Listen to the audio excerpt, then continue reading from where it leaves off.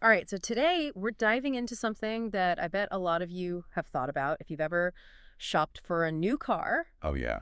employee pricing. Definitely a hot topic. Especially, we're focusing on Ford today and how it stacks up against what Stellantis is doing over there. Yeah, should be interesting. Yeah, we've done a lot of research on this, a lot of digging, and we really want to pull back the curtain Absolutely. and give you a look at how these programs actually work. Like, what are the mechanics of them? Yeah, the nuts and bolts. How do they differ between these two big companies? And, even throw in how something like global tariffs can actually impact these deals. The bigger picture stuff. Yeah. So at the end of this, we want you to walk away with a really solid understanding of these employee pricing strategies. For sure. And kind of the benefits they offer and what things might shape them, going forward. Right. It's not just a simple discount. It's a lot more than that. Exactly. Yeah. So let's just start with the basics. Like, what is employee pricing at its core? It's really a strategy that car companies use, right? Yeah. To incentivize sales and to build loyalty with their workforce. For sure. And it makes sense. If you work for Ford and you can get a new truck at a huge discount, Right. you're probably going to be driving a Ford. Exactly. You're going to be more likely to buy a Ford. And what's interesting is that, studies have shown that these employees referring their friends and family and just talking about their cars, Right. that converts into sales way more Right. than traditional advertising does. Word of mouth is powerful. It's really powerful. Absolutely. So it's a win-win for the company, right? Yeah, it's like organic marketing in a way. Totally. And it's got to be great for employee morale, too. Oh, absolutely. Right. It makes people feel valued. Yeah, like they're part of something. Yeah, exactly. And when employees have a positive experience with their company car, Uh-huh. they become true believers. Totally. They're the best salespeople. They're your best ads walking around, right? Driving your car. So Ford has been doing this for a really long time. Oh, yeah, they're one of the pioneers. Yeah, it's almost part of their company DNA at this point. I think it is. It's ingrained in their culture. So let's get into the nitty-gritty of how their employee pricing actually works. Okay. So Ford primarily has two plans. We're looking at the A plan and the Z plan. Right. The A plan is generally for your current employees. Uh-huh. Your Z plan is more geared towards retirees and their families. Got it. Now, the big thing with Ford's employee pricing is they try to get you a price that's very close to what the dealership itself is paying. Okay. They're working off what's called the factory invoice price. Uh-huh. And then they'll usually knock off any rebates or incentives that are available to the public anyway. So you're getting all those standard discounts plus the employee pricing. Plus the employee pricing, exactly. Wow. What this does is it usually gets rid of the extra dealer markups and something called holdbacks. Holdbacks are basically, a little percentage of the vehicle's cost that the manufacturer gives back to the dealer. After the sale. After the sale. So Okay. employee pricing usually sidesteps that, and that's how you get an even lower price. Interesting. So it's all about transparency then. Yeah, you're Mhm. cutting through the BS, No hidden fees. no hidden fee. Well, there's still fees, but you're getting closer to that true cost. Right.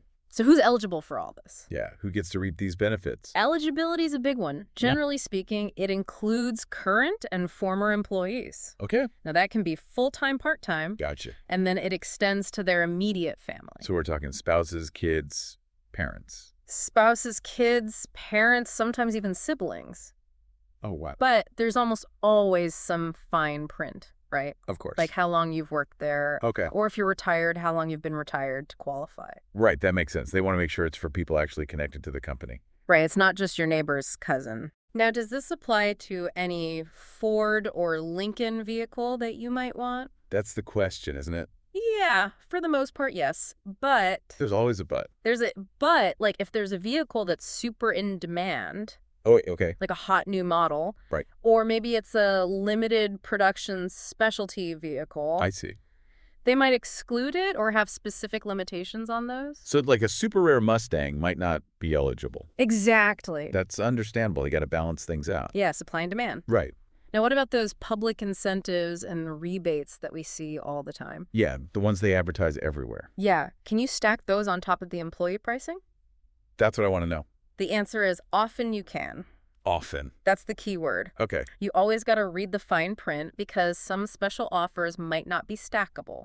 So it's not a guarantee. Not a guarantee. Got it. You really have to do your homework and look at the different combinations and see what actually gets you the best price. Yeah, shop around. Now, even with employee pricing, you're still going to have those standard dealer fees, right? Okay. You're still going to have documentation fees, taxes, registration costs. So it's not a completely free car. No, you still got to pay the government their share. Right.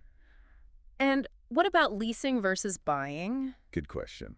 Employee pricing usually applies to both, Okay. but how the discount is calculated and how much you actually save could be different. Interesting. So leasing might have a slightly different benefit than buying. Right, because leasing has a different set of financial calculations. Makes sense.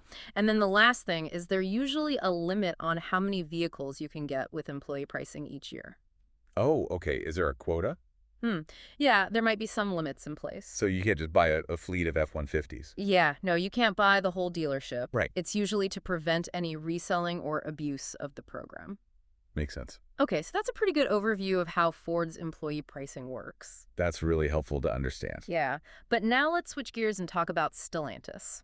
Okay. This is the group that has all those brands like Jeep, Ram, Dodge, Chrysler, Fiat, Alfa Romeo. Yeah, and all the European ones too, like Peugeot, Citroën, Opel, Vauxhall. Yeah, they've got a huge portfolio of brands. It's massive.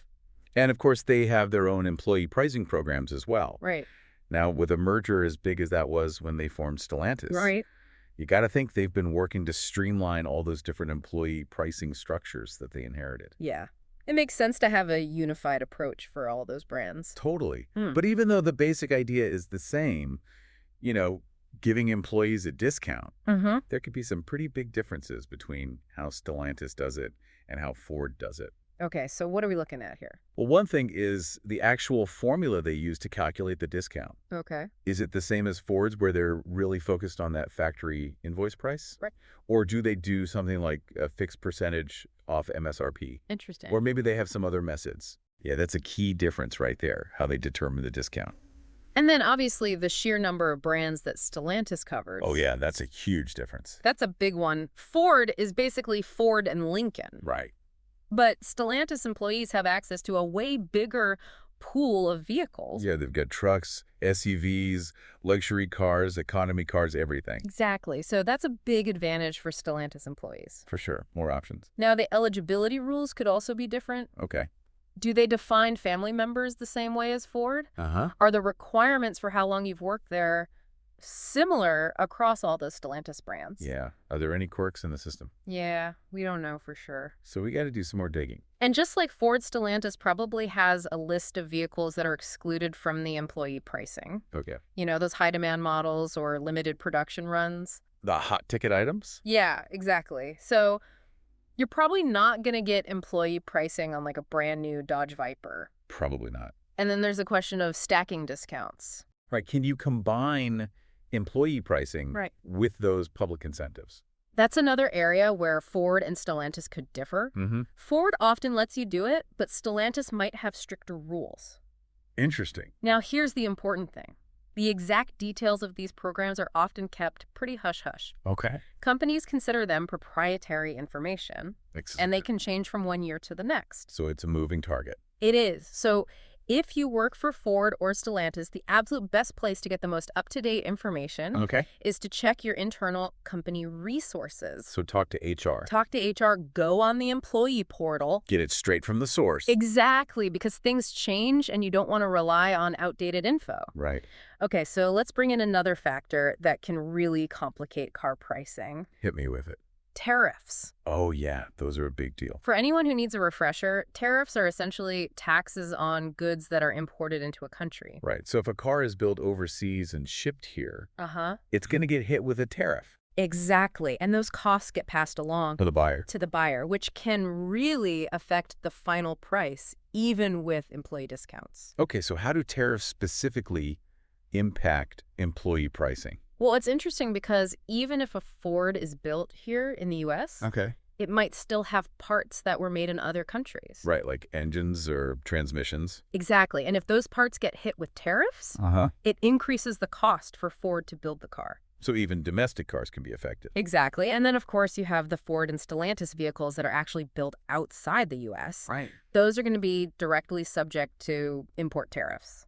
And that's going to be reflected in the price. Yeah, potentially even the employee price. Makes sense. Plus, we have to remember, government trade policies and tariff regulations, they're not set in stone. They can change all the time. They change all the time, which adds a layer of unpredictability. Yeah, it's a wild card. So if tariffs make it more expensive for Ford and Stellantis to build or import their cars, it could mean they have less wiggle room to offer big discounts. Even to employees. Even to employees, they still have to make a profit, right? Of course. And they also want to stay competitive with other car companies. So they can't just jack up prices. Exactly. So they have to find that sweet spot. It's a balancing act. And it's not always clear how much of a tariff cost increase gets passed on to the employee. Yeah, it's kind of a behind-the-scenes thing. It's part of their overall pricing strategy. Yeah. Now let's get back to the specific vehicles at Ford. Okay. We mentioned that most new Ford and Lincoln vehicles are usually eligible for employee pricing. But that list can change based on the model year, demand availability, new models. So you can stay updated. You got to stay updated. Check those official documents. Exactly. So what kind of cars are we talking about typically? So for Ford, you're usually looking at their popular trucks, like the F-Series, Okay. the F-150, the Super Duty. Those are big sellers. Huge sellers. And then they have a bunch of SUVs. Like what? The Explorer, the Escape, the Bronco Sport Edge Expedition Maverick. So pretty much their whole SUV lineup. Yeah, pretty much. And then, of course, you've got the Mustang. Can't forget the Mustang. Including the electric Mustang Mach-E. Cool. And then the Ranger pickup truck. Okay, so a good mix of cars, trucks, and SUVs. Yeah, pretty wide range. What about Lincoln? On the Lincoln side, you often see models like the Navigator, the Aviator Corsair Nautilus. Okay.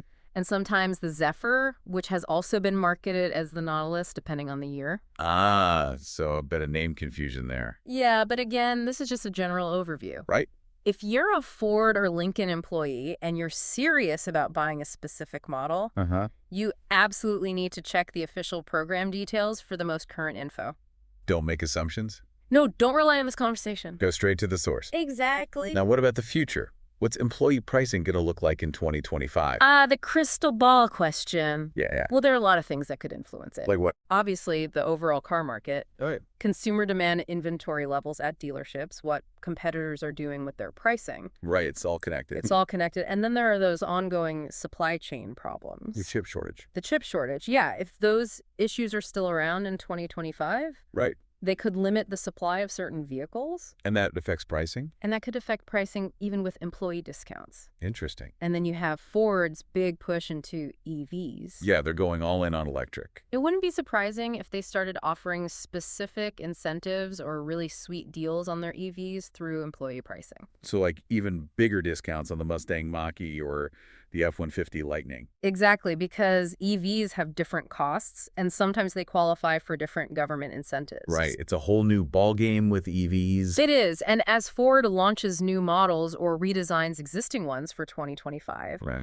it's common for those to have temporary exclusions or special rules within the employee pricing. So those new models might not be eligible right away. Exactly. Okay. And then there's the competition. What are Stellantis and GM doing? Yeah, Ford's got to keep up with the Joneses. They do. They want to be competitive. They want to attract and retain talent. So they got to offer a good package. So we can't say for sure what 2025 will bring, Right. but Ford's employee pricing is likely to remain a pretty valuable perk. I would say so. It's a big draw for employees. And any changes or updates, they'll probably announce those through official channels as we get closer to 2025. Yeah. Keep your eyes peeled. Now, beyond the A plan and Z plan, Okay. Ford sometimes offers additional discount programs to certain groups. Like who? Well, they have supplier discounts for employees of companies that work with Ford Okay. and affiliate discounts for people who are members of certain organizations. Like a credit union or something. Yeah, exactly. And then they might have limited time promotions. So even more ways to save. Exactly. That's awesome. Now, completely shifting gears for a second. Okay. You know Bryan Cranston. Yeah, the actor. He's been working with VinFast. VinFast. They're a Vietnamese electric vehicle manufacturer. Interesting. He's been a brand ambassador for them doing ads and appearing at events. That's a pretty big name for an EV company. It is, and it's relevant because Ford and Stellantis are both heavily invested in EVs now. Right. They're both transitioning to electric. And the EV market is getting really competitive. Yeah, with new players like VinFast coming in. Exactly. So Ford and Stellantis, They got to step up their game They do. They need to find ways to stand out. and attract buyers. So Bryan Cranston's involvement with VinFast, Yeah. it shows how much the auto industry is changing. Yeah, new technologies, new players. And it makes you think, will VinFast use really aggressive employee pricing Oh, interesting. to build excitement and get their employees driving their cars? Yeah, could be a smart strategy. It could be, and it raises the question for Ford and Stellantis. Right. How are they going to adapt their employee programs in this new EV era? Yeah, how do they stay competitive? So to wrap things up, we've covered a lot of ground today.